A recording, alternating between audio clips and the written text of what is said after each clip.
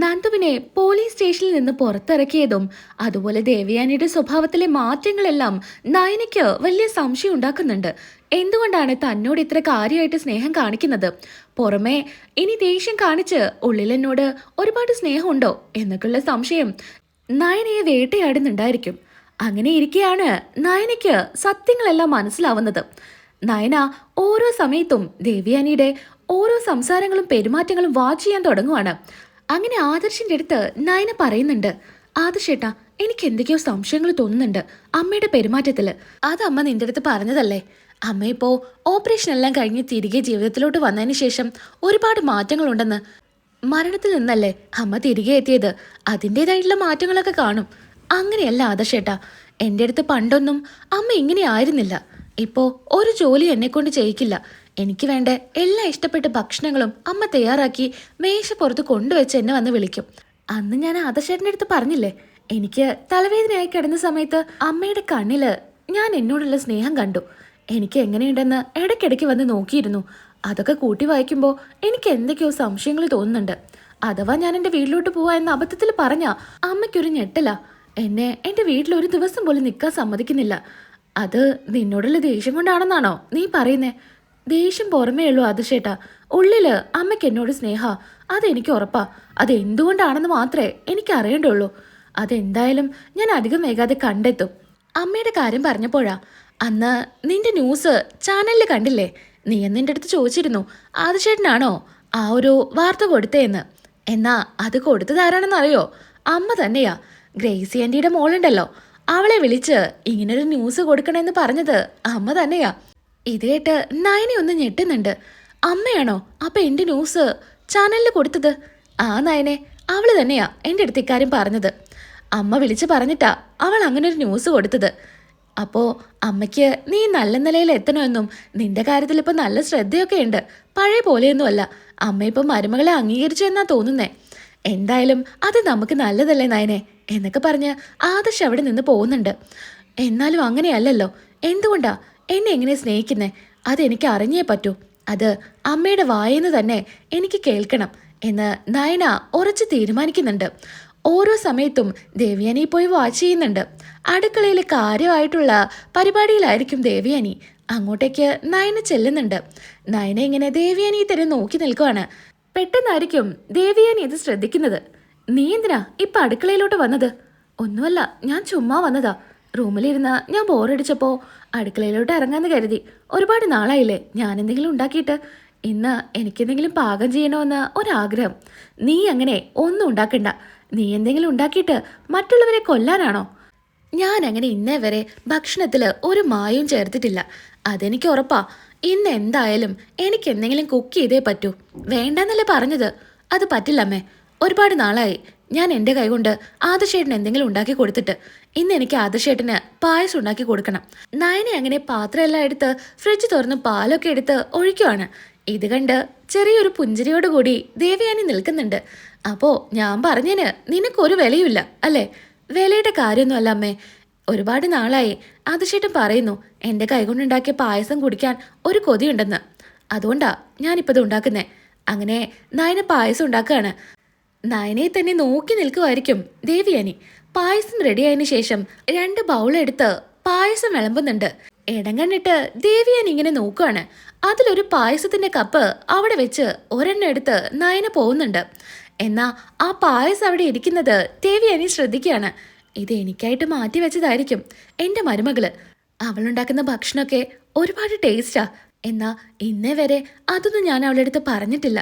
എന്തായാലും അവള് മാറ്റി വെച്ചതല്ലേ, കുറച്ചെടുത്ത് ടേസ്റ്റ് ചെയ്ത് നോക്കാം എന്നും പറഞ്ഞ് ദേവയാനി പായസം എടുത്ത് ആസ്വദിച്ച് കുടിക്കുന്നുണ്ട്. എന്നാലോ നയനെ പരീക്ഷിക്കാൻ തന്നെയാണ് ആ പായസം അവിടെ വെച്ച് കാണാം. നയന ഇങ്ങനെ ഇത് കണ്ടിങ്ങനെ ചിരിക്കുന്നുണ്ട്. അപ്പോ ഞാനുണ്ടാക്കിയ പായസമൊക്കെ കുടിക്കാം. അപ്പൊ എന്നോട് ദേഷ്യമല്ല എന്ന് ഇതോടുകൂടി ഉറപ്പായി. ഈ കാണിക്കുന്നതെല്ലാം അഭിനയമാണെന്ന് എനിക്ക് മനസ്സിലായി അമ്മേ എന്നൊക്കെ പറഞ്ഞ് ചിരിച്ചുകൊണ്ടിങ്ങനെ നോക്കുന്നുണ്ട്. രുചി കാരണം ദേവയാനി ആ കപ്പിലെ പായസം മൊത്തം കുടിക്കുന്നുണ്ട്. പിന്നീട് ദേവയാനി ചിന്തിക്കുന്നുണ്ട്, ഈ പായസം ഞാൻ കുടിച്ചെന്ന് അവൾ അറിഞ്ഞാലേ അവൾക്ക് എന്തെങ്കിലും സംശയം തോന്നും. അതുകൊണ്ട് വേറെ കപ്പെടുത്ത് അതില് പായസം ഒഴിച്ചു വെക്കുന്നുണ്ട്. അതേപോലെ തന്നെ അവിടെ വെക്കുവാണ്.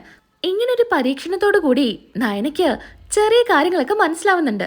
എന്നാലും എന്തുകൊണ്ടാണെന്ന് അറിയണമല്ലോ. അതിനായിട്ട് വീണ്ടും ദേവയാനിയെ നിരീക്ഷിക്കുന്നുണ്ട്. അങ്ങനെ ഇരിക്കെയാണ് റൂമില് ചുമ്മാ വന്ന് എത്തി നോക്കുന്ന നയന കാണുന്നത് നയനയുടെ ഫോട്ടോ എടുത്ത് നോക്കുന്നതായിരിക്കും. നയന പുതിയ ഡിസൈൻ ചെയ്ത ആഭരണം ഇട്ട് നിൽക്കുന്ന ഫോട്ടോയൊക്കെ നോക്കി ചിരിച്ചുകൊണ്ട് ദേവയാനി ഇങ്ങനെ ഇരിക്കുകയായിരിക്കും. എനിക്കൊരു മോളില്ലാത്ത കുറവ് നിന്നിലൂടെയാ ഞാനിപ്പോൾ തീർക്കുന്നത്. എൻ്റെ സ്വന്തം മോളെ പോലെ തന്നെയാ ഞാൻ നിന്നെ ഇപ്പം കാണുന്നത്. എന്നാ അത് പ്രകടിപ്പിക്കാനൊന്നും എനിക്കിപ്പോൾ സാധിക്കില്ല മോളെ എന്നൊക്കെ ഇങ്ങനെ ഫോട്ടോയിൽ നോക്കി പറയാണ്.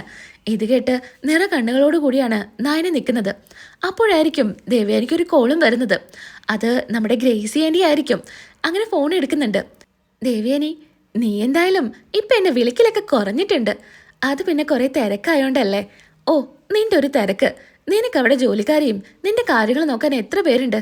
പിന്നെ നിനക്കെന്താ ഇത്ര തിരക്ക്? ഇപ്പം ഞാൻ തന്നെയാ അടുക്കളയിൽ എല്ലാം ഉണ്ടാക്കുന്നതും വിളമ്പുന്നതും ഒക്കെ. അതെന്താ, നീ അടുക്കള കയറാൻ തുടങ്ങിയോ? നിനക്കിപ്പോൾ റെസ്റ്റ് അല്ലേ? എന്ത് റെസ്റ്റ്? എനിക്കൊരു കുഴപ്പമില്ല. അപ്പോൾ നിന്റെ മരുമകളോ? അവൾ അടുക്കള കയറില്ലേ? അല്ല, എൻ്റെ അടുത്ത് പറഞ്ഞു മോള്.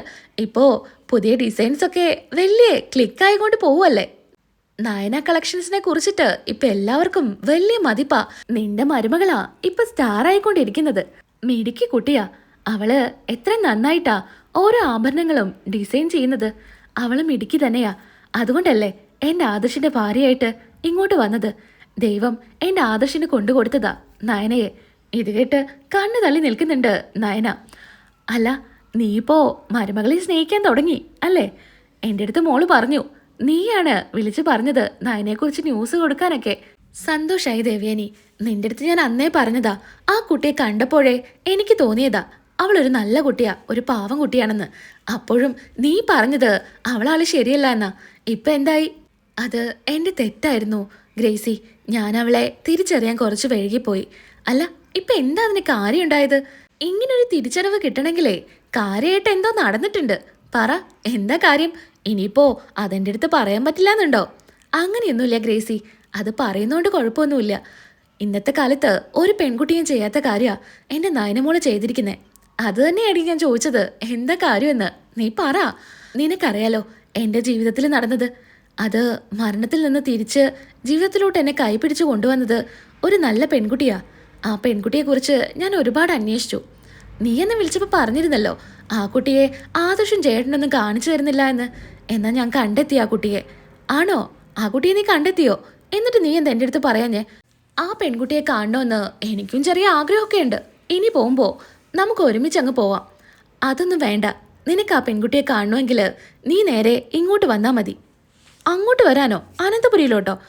നീ എന്തൊക്കെയാ ദേവയാനി പറയുന്നേ? എനിക്കേ ലിവർ തന്ന് എൻ്റെ ജീവൻ രക്ഷിച്ചത് ആരാണെന്നറിയോ? എൻ്റെ നയനമോളാ. അത് ഞാൻ കണ്ടെത്തി. ഇത് കേട്ട് നയനയാക്കി ഞെട്ടുന്നുണ്ട്.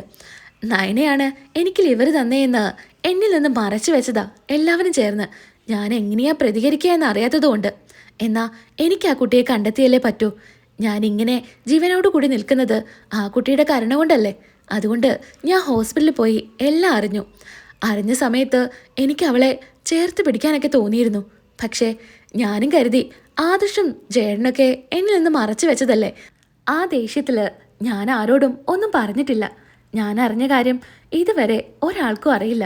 അതെന്താ ദേവയാനി, അത് വലിയ പാവമല്ലേ? ആ കുട്ടി സ്നേഹം അർഹിക്കുന്ന കുട്ടിയാ. അതുകൊണ്ട് നീ ഇങ്ങനെ മറച്ചു വെക്കേണ്ട ആവശ്യമൊന്നുമില്ല. നീ അവളെ സ്നേഹിക്ക്. അതവൾക്ക് വലിയ ആശ്വാസമായിരിക്കും. നീ പറഞ്ഞ പോലെ ഇന്നത്തെ കാലത്ത് ഇങ്ങനൊരു ത്യാഗം ഒരു കുട്ടിയും ചെയ്യില്ല. അങ്ങനെ ഒരു നന്മയാ ആ കുട്ടി ചെയ്തിരിക്കുന്നത്. നീ ആ കുട്ടിയോട് എന്നും കടപ്പെട്ടവളായിരിക്കണം. എന്തായാലും ഇങ്ങനൊരു രഹസ്യം ഉണ്ടെന്ന് ഞാനും കരുതിയില്ല. നിനക്ക് നയനയോട് ഇപ്പം ദേഷ്യമൊന്നും ഇല്ലയെന്ന് മോള് പറഞ്ഞപ്പോൾ എനിക്ക് വിശ്വസിക്കാനേ പറ്റിയില്ല. അതുകൊണ്ടാ ഞാൻ നിന്നെ ഒന്ന് വിളിച്ച് എന്താ കാര്യം തിരക്കാന്ന് കരുതിയത്. ഇത് കേട്ടപ്പോൾ എനിക്ക് ഒരുപാട് സന്തോഷമായി ദേവയാനി. പിന്നൊരു കാര്യം, ഇത് നീ ആരോടും പറയണ്ട. ഇത് മറച്ചു വെക്കേണ്ട ദേവയാനി. എല്ലാവരുടെ അടുത്തും തുറന്നു പറ. സമയമാവുമ്പോൾ ഞാൻ പറഞ്ഞോളാം. നീ എന്തായാലും ഇപ്പം ഇത് ആരോടും പറയണ്ട എന്നും പറഞ്ഞ് ഫോൺ കട്ട് ചെയ്യുന്നുണ്ട് ദേവയാനി. ഇത് കേട്ടാണെങ്കിൽ ആകെ സങ്കടത്തിൽ ആകെ പൊട്ടിക്കരഞ്ഞുകൊണ്ടാണ് നയന നിൽക്കുന്നത്. അമ്മയ്ക്കപ്പോൾ എല്ലാ സത്യങ്ങളും അറിയാം. അതുകൊണ്ട് തന്നെയാ അമ്മ ഇപ്പം എന്നെ സ്നേഹിക്കാൻ തുടങ്ങിയത് എന്നൊക്കെ നയനയ്ക്ക് മനസ്സിലാവുന്നുണ്ട്. എന്നാൽ അതൊന്നും ചോദിക്കാൻ നയന നിൽക്കുന്നുണ്ടായിരിക്കില്ല. അങ്ങനെ ഇരിക്കെയാണ് ഒരു അവാർഡ് ഫംഗ്ഷൻ വരുന്നത്. ആ ഫംഗ്ഷന് ദേവയാനി നയന വാങ്ങിച്ചു കൊടുത്ത സാരി ഉടുത്തായിരിക്കും വരുന്നുണ്ടായിരിക്കുക. വളരെ സന്തോഷത്തോടു കൂടിയാണ് ദേവയാനി ആ ഫംഗ്ഷന് വരുന്നത്. നയനയുടെ ഓരോ വളർച്ചയും കണ്ട് സന്തോഷിക്കുന്നവരില് ഇപ്പൊ ദേവയാനി ഉണ്ടല്ലോ. അതുകൊണ്ട് ആ ഫംഗ്ഷനിൽ വെച്ച് എല്ലാവരെയും മുൻപിൽ വെച്ച് നയന ആ സത്യങ്ങളെല്ലാം വിളിച്ചു പറയുന്നുണ്ട്. അമ്മേ, ഞാൻ എല്ലാ സത്യങ്ങളും അറിഞ്ഞു. അമ്മയ്ക്ക് മനസ്സിലായല്ലേ ഞാനാണ് അമ്മയ്ക്ക് ലിവർ തന്നേന്ന് എന്നൊക്കെ പറയുമ്പോൾ കരഞ്ഞുകൊണ്ട് തൊഴുതു നിൽക്കുന്നുണ്ട് ദേവയാനി നയനയ്ക്ക് മുൻപിൽ.